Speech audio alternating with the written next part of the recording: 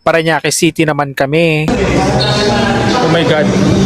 Next event, City of Dreams dito sa Parañaque para sa Coronation Night ng Miss Environment International 2025.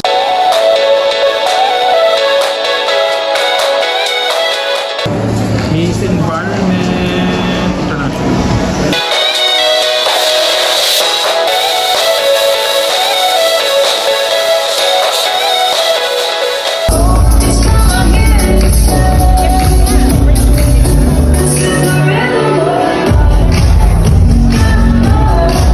Few moments later.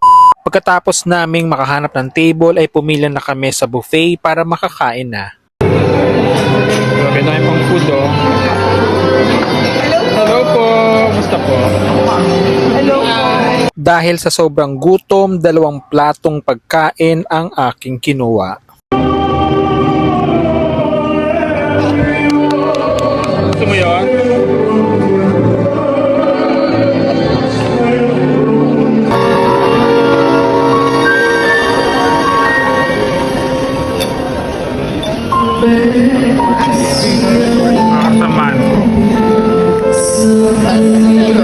A few moments later.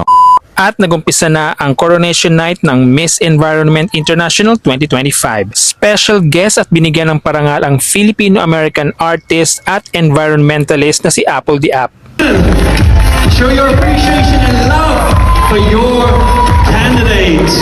Once again, everyone, please stay. It's going to be a long night.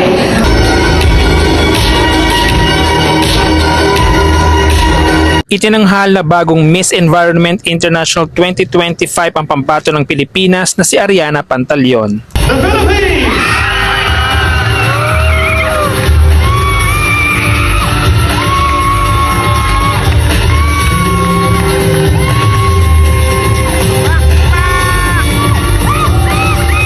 It's a back-to-back win for the Philippines.